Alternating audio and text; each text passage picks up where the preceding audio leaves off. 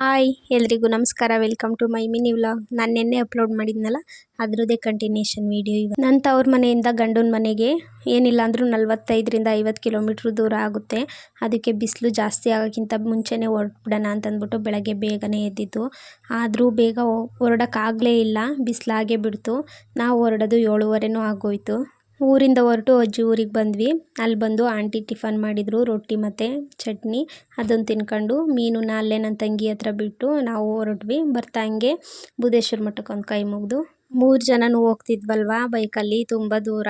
ನನ್ನ ಮಗಳು ನನಗೆ ನಿಲ್ಲಿಸ್ಕೊಂಬಿಟ್ಟೆ ಬರ್ತಿದ್ದೆ. ಅವಳಿಗೆ ಕೂರಿಸ್ಕೊಂಡ್ರೆ ಯಾಕೋ ಇರಿಟೇಟ್ ಆಗ್ತಿದ್ಲು, ತುಂಬ ಸೆಕೆ ಆಗ್ತಿತ್ತಲ್ವ ಅಂತ ಅಂದ್ಬಿಟ್ಟು. ಯಾವಾಗಲೂ ಬೈಕ್ ಹತ್ತಿದ ತಕ್ಷಣ ನಿದ್ದೆ ಹೋಗ್ಬಿಡ್ತಿದ್ಲು, ಏನೋ ಗೊತ್ತಿಲ್ಲ ಇವತ್ತು ನಿದ್ದೆನೇ ಮಾಡಿಲ್ಲ. ಅಲ್ಲಿಂದ ಬರೋವರೆಗೂ ನಿದ್ದೆಗೆ ಹೋಗೇ ಇಲ್ಲ ಅವಳಂತೂ. ಕೊನೆಗೂ ನಮ್ಮ ಊರು ಬಂದು ತಲುಪಿದ್ವಿ. ನಮ್ಮ ಅತ್ತೆ ನೋಡಿ ಆಲ್ರೆಡಿ ರೋಡಲ್ಲಿ ಬಂದು ಕಾಯ್ತಿದ್ದಾರೆ ಪಾಪನ ಕರ್ಕೊಳ್ಳೋದಕ್ಕೆ ಅಂತಂದ್ಬಿಟ್ಟು. ಬಂದ ತಕ್ಷಣ ಸ್ವಲ್ಪ ಹೊತ್ತು ರೆಸ್ಟ್ ಮಾಡ್ಕೊಂಡೆ. ನನ್ನ ಮಗಳು ಏನೋ ಹೇಳ್ತಿದ್ದಾಳೆ ಕೇಳಿ. ಏನಂತಿದ್ದೀಯ ಮಗಳೇ? ಅಪ್ಪನಾ? ಹಾಂ, ಬಾನಾ?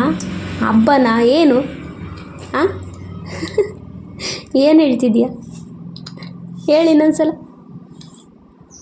ಅಪ್ಪ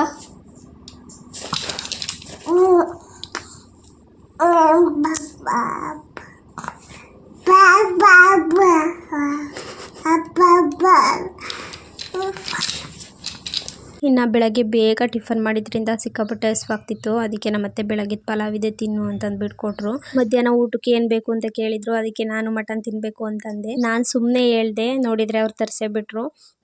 ಅವ್ರು ಮಟನ್ ತಿನ್ನಲ್ಲ, ಅವ್ರಿಗೆ ಅಂತ ಅಂದ್ಬಿಟ್ಟು ಚಿಕನ್ ತಗೊಬಂದು ನಮ್ಮಿಬ್ರಿಗೆ ಮಟನ್ ಮಾಡ್ಕೊಂಡ್ವಿ.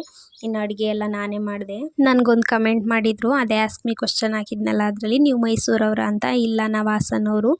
ಇವಾಗ ನಾನು ಮದುವೆ ಆಗಿರೋದು ಬೇಲೂರು ಸೈಡು. ಇವತ್ತಿಗಿಷ್ಟೇ, ನೆಕ್ಸ್ಟ್ ವೀಡಿಯೋದಲ್ಲಿ ಸಿಗ್ತೀನಿ. ಬಾಯ್. ಫಾಲೋ ಮಾಡೋದು ಮರಿಬೇಡಿ.